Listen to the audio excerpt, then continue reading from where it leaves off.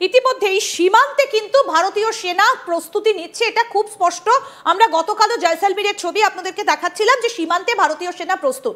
কিন্তু প্রধানমন্ত্রী গতকাল ভুটান থেকে একটা বক্তব্য রেখেছেন, খুব স্পষ্ট করে তিনি বলেছেন যে এই ঘটনার সঙ্গে যারা যুক্ত কাউকে ছাড়া হবে না। কিন্তু এখন প্রশ্ন হচ্ছে, আগের বারও প্রধানমন্ত্রীর মুখ থেকে আমরা এই কথাটা শুনেছিলাম যে পেহেলগামে হামলার সঙ্গে যারা যুক্ত তাদের কাউকে ছাড়া হবে না। আমরা অপারেশন সিন্দুর দেখেছি, কিন্তু 3 দিনের মাথায় তাদেরকে ছেড়ে দিতে দেখেছি। আবার কি তাহলে ভারত এইরকম কোনো একটা পথ নেবে? আমরা এই বিষয়ে কর্নেল চৌধুরীর সঙ্গে আলোচনায় আসবো, তবে তার আগে একবার শোনাই যে গতকাল ভুটান থেকে কি বলেছিলেন প্রধানমন্ত্রী। यहाँ बहुत भारी मन से आया हूं। कल शाम दिल्ली में हुई भयावह घटना ने सभी के मन को व्यथित कर दिया है। मैं पीड़ित परिवारों का दुख समझता हूं। आज पूरा देश उनके साथ खड़ा है। मैं कल रात भर इस घटना की जांच में जुटी सभी एजेंसियों के साथ, सभी महत्वपूर्ण लोगों के साथ संपर्क में था, विचार विमर्श चलता था, जानकारियों के तार जोड़े जा रहे थे। हमारी एजेंसियां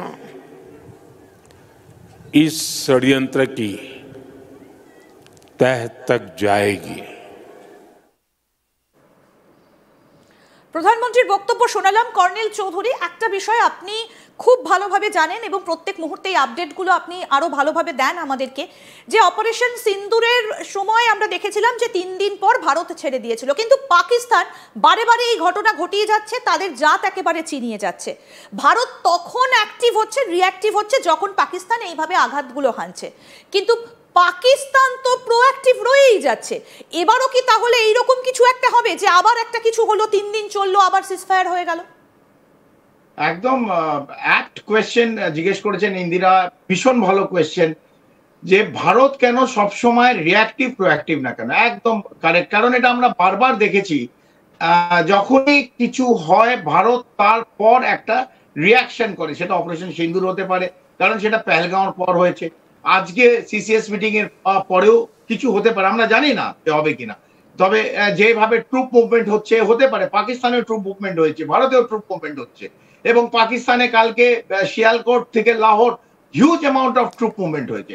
তো এই যে রিঅ্যাক্টিভ যে মেথড, আমরা কেন পাকিস্তান, দেখুন আমরা তো সাধারণ নাগরিক, আমাদের আবেগ আছে। আমরা যখন দেখি একটা ব্লাস্ট হচ্ছে, যে কয়েকজন মারা যাচ্ছে, সাধারণ নাগরিক যারা ঘুরতে গেছে, বেড়াতে গেছিল পেহেলগাঁও, অথবা রেড ফোর্ট দেখতে গেছিল, অথবা ওখানে কিছু বিক্রি করছিল, তাদের যখন দেহ মানে বিভিন্ন জায়গায় ছড়িয়ে আছে, তার কোথাও হাত কোথাও পা, আমরা মনে করি তারা আমাদেরই পরিবারের একজন লোক, এবং আবেগে আমাদের মনে হয় পাকিস্তানের মাথা থেতলে দেওয়া উচিত, পাকিস্তান আইএসআই কে শেষ করে দেওয়া উচিত। এটাই আমাদের সাধারণ 140 কোটি ভারতবাসী এটাই ভাবনা। কিন্তু দিল্লি যখন ডিসিশন নেয়, আর যেহেতু আমি 24-25 বছর দীর্ঘ সময় একটা সময় ওই পারেও ছিলাম, টেবিলের ওই পারে, তো তাদের অনেক কিছু রিসোর্সেস দেখতে হয়, সময় দেখতে হয়, কি ফল আউট সেটা দেখতে হয়, ইন্টারন্যাশনাল ডিপ্লোমেসিকে তাদের ইনকনফিডেন্স নিতে হয়, ন্যাশনাল সিকিউরিটি ডক্ট্রিন কি বলছে সেটাকে আমাদের মাথায় রাখতে হয়। তো অনেকগুলো ফ্যাক্টর থাকে। আমরা যেমন বলি যে ইমিডিয়েটলি অ্যাকশন নেওয়া উচিত, হয়তো সেই সময় নেওয়া যায় না। তবে প্রধানমন্ত্রী যেটা বারবার বলছেন, কনস্পিরেটর আর যে পারপেট্রেটর, মানে যারা এটা কনস্পিরেসিটা করছে, যেমন এই যেটা আমরা কাল লালকেল্লায় দেখলাম, অথবা 2900 কিলো অ্যামোনিয়াম নাইট্রেট, অথবা রিসেন্ট একটা বায়োলজিক্যাল কেমিক্যাল ওয়ারফেয়ার চালাবার জন্য যাদের তৈরি করেছিল যে মডিউলকে, যারা কনস্পিরেসি লাইন অফ কন্ট্রোলের ওই পারে, মানে পাকিস্তান আইএসআই হেডকোয়ার্টার থেকে যারা এই পুরো নাশকতার চক্রা করছে তারা, এবং যারা ঘটাচ্ছে পারপেট্রেটর, মানে সেটা জঙ্গি সংগঠন হতে পারে, পাকিস্তানের জঙ্গি হতে পারে, অথবা এই যেমন দেখলাম যারা 0.5 টন ভারতের ভেতর থেকে দুর্গের দরজা খুলে দিচ্ছে, শত্রু আসতে পারে। এই 5 জন ডাক্তার এই দুর্গের দরজা খুলে বারবার। তো এদের কি করতে হয় সেটা ভারত ভালো জানে। এদের 72টা হুড়ের কাছে এদের যাওয়ার খুব ইচ্ছে, ভারত সেই জায়গায় পাঠিয়ে দেওয়ার ব্যবস্থা করে দেয়। কিন্তু বারবার যদি আমাদের লড়াই করতে হয়, যদি পাকিস্তানের সঙ্গে বারবার 3 দিন করলাম থেমে গেলাম, আবার এতে আমাদের ইকোনমির ওপর বিরাট একটা চাপ আসে, সাধারণ মানুষের উপর চাপ আসবে। ওয়ান্স ফর অল আমার মনে হয় চাপ আসুক, ওয়ান্স ফর অল। সাধারণ আমার নাগরিক যাতে তাদের রক্তক্ষয় না হয়, তারা মারা না যায়, নিরীহ মানুষ ভারতীয় না মারা যায়। যে মাথাটা আছে পাকিস্তানে, আমরা ভাওয়ালপুর জঙ্গি সংগঠনের হেডকোয়ার্টার ভেঙে দিয়েছি, মুরিদকেতে ভেঙে দিয়েছি, ভাওয়ালপুরে ভেঙে দিচ্ছি, কিন্তু তারা মাথা নয়, মাথা হচ্ছে আইএসআই, মাথা হচ্ছে পাকিস্তানের সামরিক বাহিনী। সেটাকে যতদিন না একবারে মাটির সঙ্গে মিশিয়ে দেওয়া হচ্ছে, 10, 15, 20 বছর তো আবার ভারত শান্তিতে থাকতে পারে। তবে যদি আমরা 2 দিন 3 যদি ভয় দেখাই, যেটা আপনি একদম কারেক্টলি, যদি রিয়াক্টিভ হই, আর পাকিস্তান যদি ন্যারেটিভ কন্ট্রোল করে, পাকিস্তানের হাতে ন্যারেটিভ থাকে, পাকিস্তান যদি বারবার এই নাশকতার ছক করে আর তারপর ভারত একটা রিয়াক্টিভ অ্যাকশন নেয়, আমার মনে হয় কোথাও না কোথাও ন্যারেটিভ ভুল হচ্ছে। এই সিকিউরিটি ডক্টরিন, ন্যাশনাল সিকিউরিটি ডক্টরিন, অথবা আমাদের যে ডিপ্লোমেসি, ইন্টারন্যাশনাল ডিপ্লোমেসি, একটা কমপ্লিট দিল্লি রিলুক দরকার। কারণ ওয়ান্স ফর অল এটাকে শেষ করতে হবে। বারবার পাকিস্তান আমাদের ভেতরে নাশকতা করবে, 2 দিন পর আমরা বালাকট করব, কোনো সময় উড়িতে গিয়ে উড়ির পর সার্জিক্যাল স্ট্রাইক করব, তারপর অপারেশন সিন্দুর হবে, আবার হয়তো কাল কিছু হতে পারে, আমরা জানি না।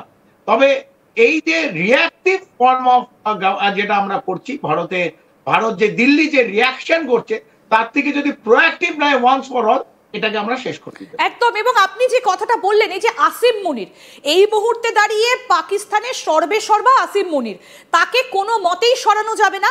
তিনি যতদিন আছেন তিনি একেবারে পাকিস্তানের মাথায় বসে থাকবেন, তার মুকুট একেবারে চিরস্থায়ী।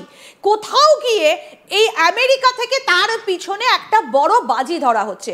আমরা এই আসিম মুনির আবার নতুন করে একটা থ্রেট দিয়েছে ভারতের উদ্দেশ্যে, তার সেই বক্তব্যটা শোনাবো এবং তারপরে আসছি আলোচনায়, শুনবো।